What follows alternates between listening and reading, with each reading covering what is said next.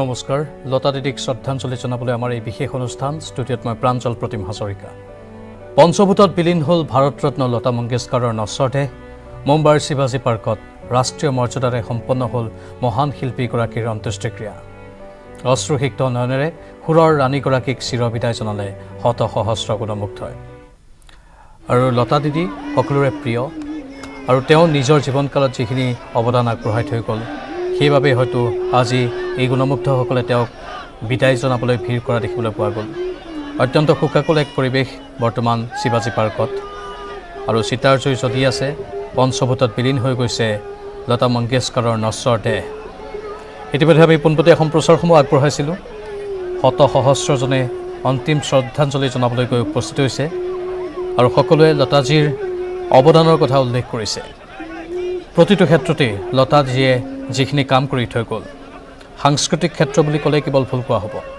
আন আন সামাজিক ক্ষেত্ৰতে হওক বা মানুহৰ অন্তৰৰ মৰম বিলাই দিয়াৰ ক্ষেত্ৰতে হওক লতাদিৰ যিখিনি অৰিহণা সেইখিনি কোনেও কেতিয়াও পাহৰিব নোৱাৰে আৰু এইগৰাকী লতাদিক আজি সকলোৱে সেৱা জনালে যিখিনি সন্মান দিব লাগে সকলোখিনি সন্মানেই দিলে লতা দিদিয়ে যাতে আগন্তুক দিনসমূহত আমাক সকলোকে আশীৰ্বাদ দি থাকে তাৰেই প্ৰাৰ্থনা কৰা হৈছে ইয়া পঞ্চভূতত বিলীন হৈছে লতা দিদিৰ নশ্বৰ দেহ এই পোনপটীয়া সম্প্ৰচাৰ আমি দেখুৱাই থাকিম আৰু শ্ৰদ্ধাঞ্জলি উপলক্ষে আমি যি অনুষ্ঠানৰ আয়োজন কৰিছোঁ সেই অনুষ্ঠানত আমি বহুকেইগৰাকী অতিথিক আমন্ত্ৰণ জনাই আনিছোঁ আমাৰ সকলোৰে মৰমৰ শিল্পী লোকনাথ গোস্বামী ডাঙৰীয়া আছে লাইভত লগতে আছে কমল কটকী আৰু আন আন যিসকল ব্যক্তি আছে সকলোৱে শোকবাৰ্তাসমূহ দি আছে সেই শোকবাৰ্তাসমূহ আমি সম্প্ৰচাৰ কৰিম ইতিমধ্যে ইয়াৰ ৰহমানে আমালৈ শোকবাৰ্তা প্ৰেৰণ কৰিছে লতা দিদিৰ বাবে সেই শোকবাৰ্তা আমি আপোনালোকক শুনাম জুবিন গাৰ্গেও শোকবাৰ্তা প্ৰেৰণ কৰিছে সকলো শোকত ম্ৰিয়মান হৈ পৰিছে সময় স্তব্ধ হৈ পৰিছে যেনেধৰণে মানুহ আজি শোকস্তব্ধ হৈ পৰিছে ভাৰতৰ মহান শিল্পীগৰাকী যিগৰাকী শিল্পীয়ে ভাৰতৰ যুৱ প্ৰজন্মক সংগীতৰ বাট দেখুৱাই গ'ল এই মহান শিল্পীগৰাকীক চিৰবিদায় জনোৱাৰ এই মুহূৰ্ত পোনপটীয়া সম্প্ৰচাৰত আমি আপোনাক দেখুৱাইছোঁ ইয়াৰ পূৰ্বে শিৱাজী পাৰ্কত উপস্থিত হৈ দেশৰ প্ৰধানমন্ত্ৰী নৰেন্দ্ৰ মোদীয়ে অন্তিম শ্ৰদ্ধাঞ্জলি জনালে কোকিলকণ্ঠী গায়িকাগৰাকীক কেৱল সাংস্কৃতিক জগতৰেই নহয় ৰাজনৈতিক ক্ৰীড়াৰ লগতে বিভিন্ন ক্ষেত্ৰৰ সৈতে জড়িত প্ৰতিগৰাকী অনুৰাগীয়ে শিৱাজী পাৰ্কত উপস্থিত হৈ শ্ৰদ্ধাৰ্ঘ নিবেদিলে মহান শিল্পীগৰাকীক ইপিনে লতা মংগেশকাৰৰ মৃত্যুত দুদিনীয়াকৈ ৰাষ্ট্ৰীয় শোক ঘোষণা কৰিছে চৰকাৰে সুদীৰ্ঘ ৭০ বছৰ ধৰি ভাৰতীয় সংগীত জগত জীপাল কৰি অহা লতা মংগেশকাৰৰ মৃত্যুৰ লগে লগে উকা হৈ পৰিল ভাৰতৰ সংগীত জগতখন অৱসান ঘটিল ভাৰতীয় সংগীত জগতৰ স্বৰ্ণীল অধ্যায়ৰ যিসকল লোকে লতা দিদিৰ সান্নিধ্য লাভ কৰিছিল তেওঁলোকে অতীত স্মৃতিসমূহ আজি ৰোমন্থন কৰিছে ঠিক তেনেধৰণে এগৰাকী অসমৰ অতি জনপ্ৰিয় আৰু সকলোৰে মৰমৰ শ্ৰদ্ধাৰ শিল্পী লোকনাথ গোস্বামী তেওঁ সান্নিধ্য লাভ কৰিছিল লতা দিদিৰ সেইখিনি স্মৃতিৰ কথা গোস্বামীদেৱে নিজেই ক'ব আমাৰ আগত আমাৰ দৰ্শকসকলে শুনিব পাৰিব যিহেতু এৰাবাটৰ সুৰত কণ্ঠনি কৰাইছিল জোনাকৰে ৰাতি অসমীৰে মাতি এই গানটো অমৰ কৰি থৈ গ'ল লতা মংগেশকাৰে এনেধৰণে তেওঁ বিভিন্ন ভাষাত গীত পৰিৱেশন কৰিছিল কেৱল যে অসমীয়া ভাষাতেই নহয় মুঠতে ৩০টাতকৈ অধিক ভাষাত লতা মংগেশকাৰে গীত পৰিৱেশন কৰিছিল হিন্দী মাৰাঠীৰ সমান্তৰালকৈ সেয়েহে প্ৰতিখন ৰাজ্যৰ বিভিন্নজন অনুৰাগীৰ মাজত অত্যন্ত মৰমৰ এগৰাকী শিল্পী হিচাপে থাকি গ'ল লতা মংগেশকাৰ গুণমুগ্ধৰ সংখ্যা বহুত লাখ লাখ কোটি কোটি গুণমুগ্ধ লতা মংগেশকাৰৰ আৰু সেই সকলো গুণমুগ্ধই আজি ভগৱানৰ ওচৰত প্ৰাৰ্থনা কৰিছে যাতে লতা মংগেশকাৰৰ আত্মাই চিৰশান্তি লাভ কৰে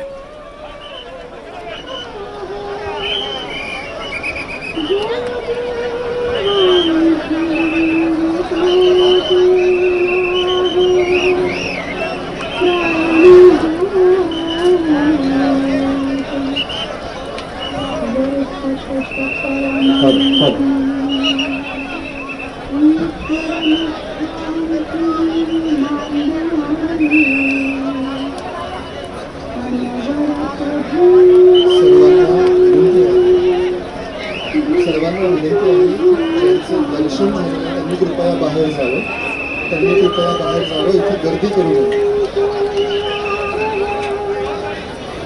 सुरक्षेच्या दृष्टीने सर्वांना मान्यवरांना विनंती आहे की त्यांनी कृपया बाहेर जावं दर्शन झालं आहे ज्यांनी अंतिम निरोप दिला त्यांनी कृपया बाहेर जावं ही सर्व तिथे उपस्थितांना विनंती आहे.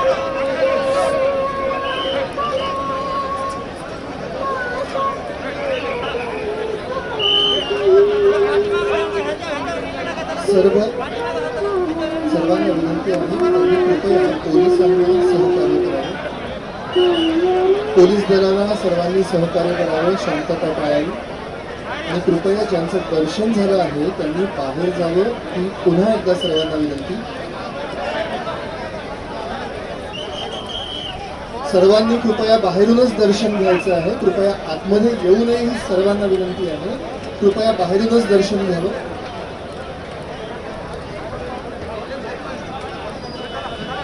या दुःखद प्रसंगाची औपचारिकता लक्षात घेऊन औचित्य लक्षात घेऊन कृपया बाहेरूनच दर्शन घ्यावं ही सर्वांना विनंती आहे. बाहेरूनच दर्शन घ्यावं आणि पोलीस दलाला सर्वांनी सहकार्य करावं ही सर्वांना विनंती आहे. कृपया.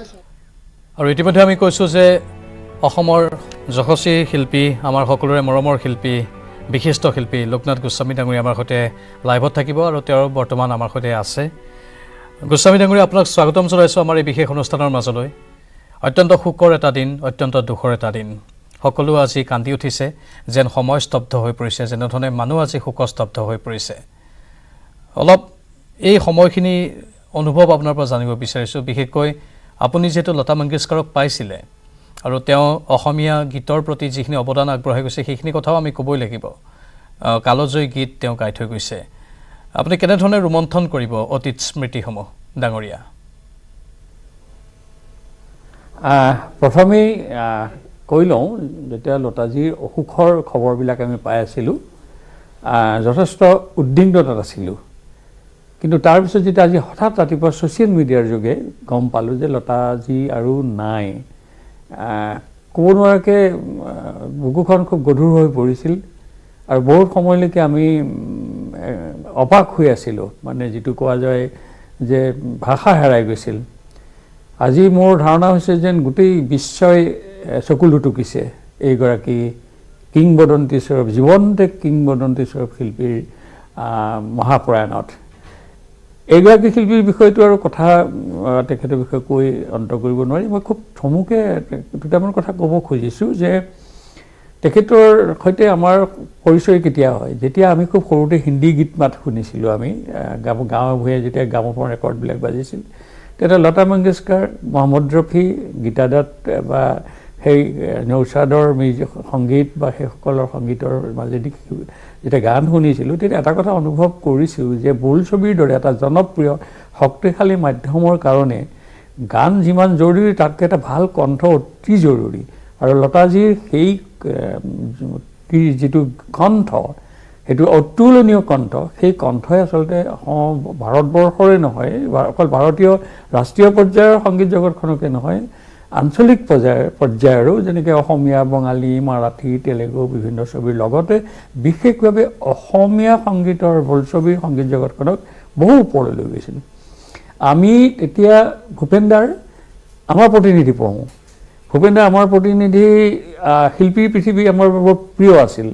আৰু সেই শিল্পীৰ পৃথিৱীত ভূপেনদাই কি হয়, গোটেই পৃথিৱী জুৰি বা ভাৰতবৰ্ষৰ বা বম্বে জগতৰ শিল্পীসকলৰ বিষয়ে লিখা লতাজীৰ কথা লিখে, আমি খুব আগ্ৰহেৰে পঢ়োঁ। তাৰপিছত সেই যে 1956 চনত যেতিয়া এৰাবাটৰ সুৰ ভূপেনদাই কৰিবলৈ লৈ অসমীয়া ছবিত লতাজীক মানে আনি যুক্ত কৰোৱাৰ কথাটো বোধকৰো আমাৰ প্ৰতিনিধি পাততেই পাইছিলে। গতিকে ভাবি আজি এতিয়া ভূপেনদালৈও মনত পৰিছে, কাৰণ ভূপেনদাই সেই বাটটো কাটিছিল, সেই সোণালী বাট কাটিছিল। আৰু এৰাবাটৰ সুৰৰ কথাছবিৰ যিটো যুগমীয়া গীত, জোনা কৰে ৰাতি অসমীৰাই মাটি জিলিকি জিলিকি পৰে, সঁচাকৈয়ে যেন লতাজীৰ কণ্ঠত জোনা কৰে ৰাতি অসমীৰাই মাটি জিলিকি জিলিকি পৰিছিল। সেইটো গীত বোধকৰো লতাজীয়ে নিজেও নে কোনোবাই আমি কোৱা শুনিছিলোঁ যে অসমীয়া আধুনিক গানৰ এখন তালিকা প্ৰস্তুত কৰিলে যে 10টা গীত নিৰ্বাচন কৰা হয়, তাৰ ভিতৰত এটা লতাজীৰ গানো তাৰ ভিতৰত পৰি গ'ল। সেই একেখন ছবিতে আচলতে হেমন্ত মুখাৰ্জী ভূপেনদাৰ লগত যিটো লতাজিয়ে কণ্ঠদান কৰিছিল ৰ'দ পোৱাবৰ কাৰণে মাতিবা কাক